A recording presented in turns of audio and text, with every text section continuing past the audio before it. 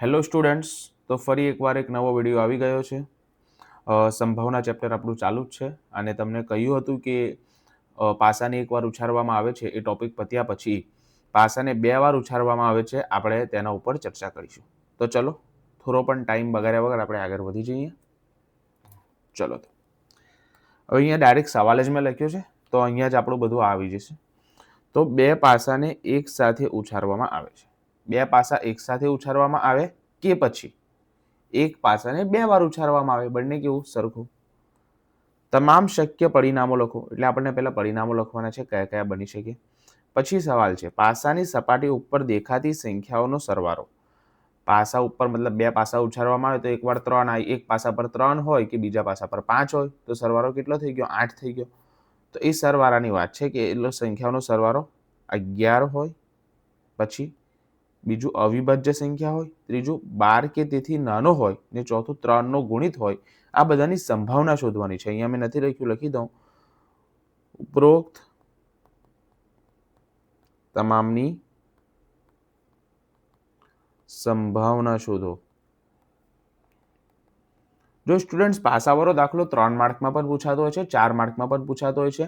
પાસાને એકવાર ઉછારવામાં આવે એ પણ 3 માર્કમાં આવતો હોય છે. અમુક વાર પાસાને 2 વાર ઉછારવામાં આવે એ પણ 3 માર્કમાં આવે છે.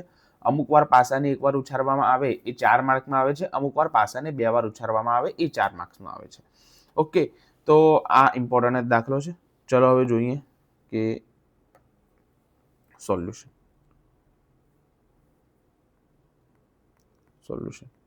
તો સૌથી પહેલા તો પરિણામો લખવાના છે. તો ચલો પરિણામો લખીએ. પહેલા તો કુલ પરિણામો કેટલા થશે? તો જો તમને ખબર હોય તો પાસાને એકવાર ઉછારવામાં આવે તો કુલ પરિણામો 6 થાય. તો પાસાને 2 વાર ઉછારવામાં આવે, પાસાને કેટલી વાર? 2 વાર ઉછારવામાં આવે તો કુલ પરિણામો થાય 6 નો વર્ગ, એટલે કે થાય 36. જો એક્ઝામમાં 1 માર્કમાં એવું પૂછાય જાય કે પાસાને 3 વાર ઉછારવામાં આવે છે, બરાબર, તો કુલ કેટલા પરિણામો મળે? તો 6 ની 3 ઘાત, એટલે કે 6 નો ઘન, અને એ થાય છે 216. તો આ યાદ રાખજો, આ થોડું આઈએમપી કાપી દીધું. તો કુલ પરિણામો 6 નો વર્ગ 36 થયા. હવે પરિણામો કયા કયા છે? તો પરિણામો છે કે 1,1 કે પહેલા પાસા પર આ શું દર્શાવે છે ખબર છે તમને? આ દર્શાવે છે કે પહેલા પાસા પર પણ 1 મળ્યું અને આ દર્શાવે છે બીજા પાસા પર પણ 1 મળ્યો. એ બની શકે પહેલા પાસા પર તો 1 જ મળે પણ બીજા પાસા પર 2 પણ મળી શકે, તો આ બીજું પરિણામ થઈ ગયું. બની શકે પહેલા પાસા પર તો 1 જ મળી રહ્યો છે પણ બીજા પાસા પર 3 મળે. એ જ રીતે પહેલા પાસા પર 1, બીજા પાસા પર 4, પહેલા પાસા પર 1, બીજા પાસા પર 5, પહેલા પાસા પર 1, બીજા પાસા પર 6. એ જ રીતે આપણે 2 માટે લખીશું, 3 માટે લખીશું, 4 માટે લખીશું, 5 માટે લખીશું અને 6 માટે લખીશું. હું ફટાફટ બોલ્યા વગર લખું છું.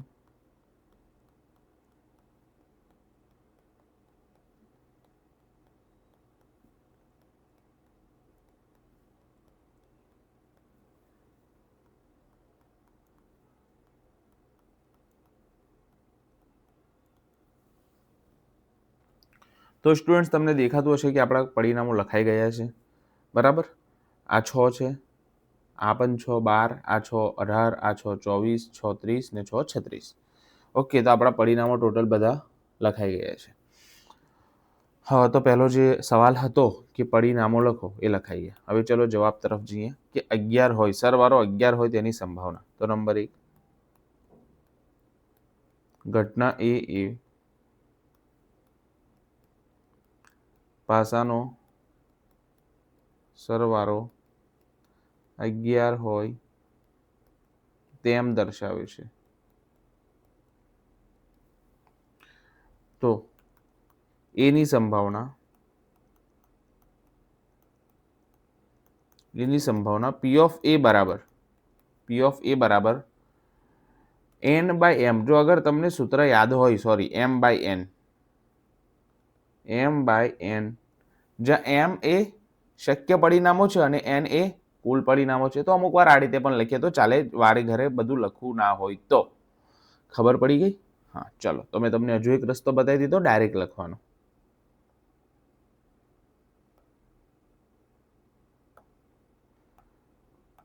ઇઝ ઇક્વલ ટુ m એટલે શક્ય પરિણામો, બરાબર. તો શક્ય પરિણામો એટલે એવી બધી સંખ્યાઓ જેનો સરવાળો 11 થતો હોય, મતલબ એવી બધા અહીંયા જે પરિણામો છે જેનો સરવાળો 11 થતો હોય. તો અહીંયા તો કોઈનો નહીં થાય, કારણ કે અહીંયા 7 થશે, અહીંયા પણ 8 થશે, અહીંયા પણ કોઈનો નહીં થાય, અહીંયા 9 થશે, અહીંયા પણ કોઈનો નહીં થાય, અહીંયા જે મેક્સિમમ છે એ 10 થશે, અહીંયા પણ કોઈનો થાય નહીં. હવે અહીંયા મેક્સિમમ સરવાળો જે છે 11 થશે, અહીંયા 5 + 6 એક 11 થશે, અને એક 6 + 5 11 થશે. શું? એક 5 + 6 11 થશે, અને એક 6 + 5 11 થશે. બીજો કોઈનો સરવાળો 11 થશે નહીં. બરાબર, આટલી ખબર પડી. આ 5 + 6 નો સરવાળો 11 અને 6 + 5 નો સરવાળો 11, માત્ર બે પરિણામો એવા છે જેમાં સરવાળો 11 થાય છે. ઓકે, તો આપણા જે m છે એની કિંમત 2 થઈ ગઈ, અને n એટલે કુલ પરિણામો એટલે 36. તો 2 18 36. તો P ઓફ A નો જવાબ આવી ગયો 1/18. 1/18.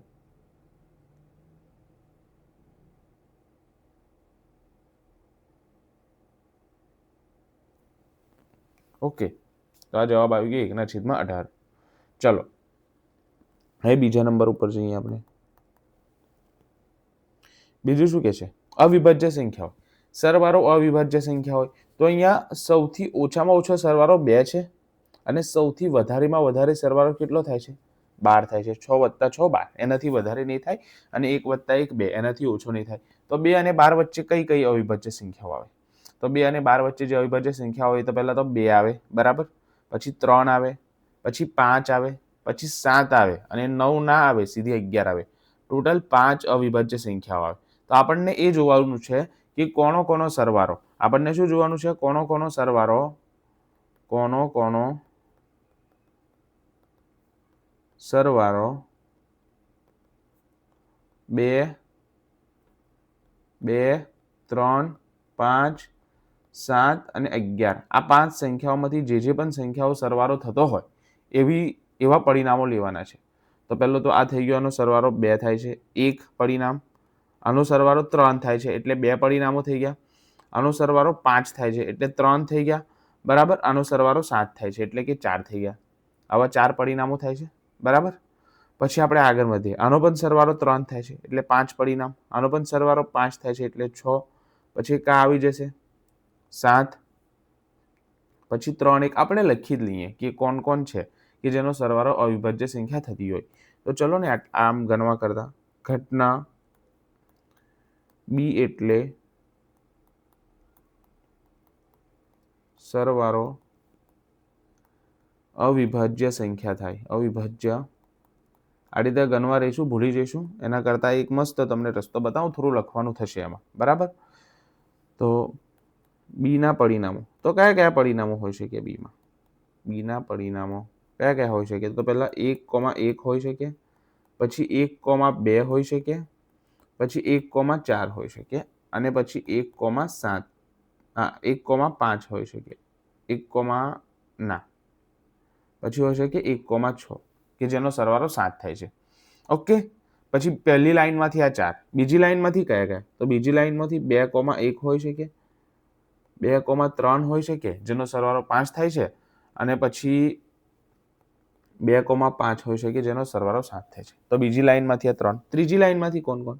તો ત્રીજી લાઈનમાંથી 3,2 આવી જશે, પછી 3,4 આવી જશે, બરાબર, આ 2 જ આવી જશે. પછી ચોથી લાઈનમાંથી કોણ કોણ? તો 4,1 આવી જશે, 4,3 આવી જશે, પછી કોઈ નહીં આવે. પછી પાંચમી લાઈનમાંથી તો 5,2 આવી જશે, અને 5,6 આવી જશે. અને છઠ્ઠી લાઈનમાંથી 6,1 આવી જશે, અને 6,5 આવી જશે, બરાબર. તો આટલી અવિભાજ્ય સંખ્યાઓ થઈ. તો જુઓ કેટલી થઈ છે? તો અહીંયાથી 4, અહીંયાથી 3, 7, બાકી બધામાં 2 2. તો આ 7 ને 2 9 ને 2 11 ને 2 13 ને 2 15. ટોટલ 15 પરિણામો એવા છે કે જેમાં સરવાળો અવિભાજ્ય સંખ્યાઓ મળી રહી છે. ઓકે, કેટલા પરિણામો એવા છે? 15 પરિણામો. તો ચલો હવે બીની સંભાવના, બીની સંભાવના P of B બરાબર m/n બરાબર 15/36. 3 વડે ભાગ ચાલશે તો 3 પંચા 15 અને 12 તરી 36. તો જવાબ આવી જશે 5/12. P પી ઓફ બી નો જવાબ કેટલો થઈ ગયો? 5/12.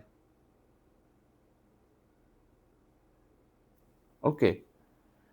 નંબર 3 શું કહે છે? ચલો, 12 કે તેનાથી નાનો હોય. સરવાળો કેટલો હોય? 12 હોય અથવા તેનાથી નાનો હોય. તો ચલો આપણે પહેલા ગણી જ લઈએ કે 12 અને તેનાથી નાનો સરવાળો કયો છે. તો પહેલી આખી લાઈનનો સરવાળો 12 કે તેનાથી નાનો છે એટલે 6 પરિણામો થઈ ગયા. બીજી લાઈનનો પણ સરવાળો 12 કે તેનાથી નાનો છે એટલે 12 પરિણામો થઈ ગયા. ત્રીજીનો પણ 12 કે તેનાથી વધારે નાનો છે, બરાબર? તો કેટલા થઈ ગયા? 18. ચોથીમાં પણ એવું, પાંચમીમાં પણ એવું અને છઠ્ઠીમાં પણ એવું.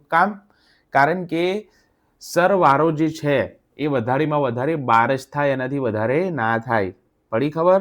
તો 12 કે તેનાથી નાનો હોય તો બધી સંખ્યાઓ અંદર આવી જશે, બરાબર? બધી સંખ્યાઓ અંદર આવી જશે. તો ચલો લખીએ કે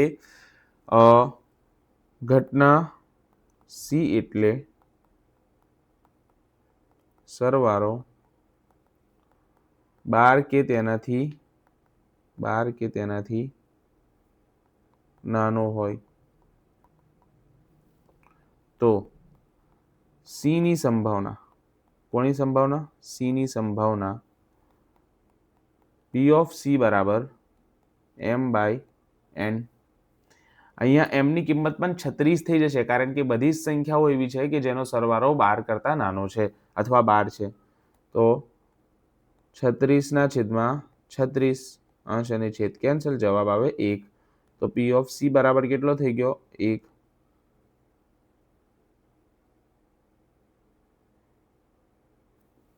ઓકે. નંબર 4 એવું કહે છે કે 3 નું ગુણિત હોય. તો ઘટના ડી એટલે 3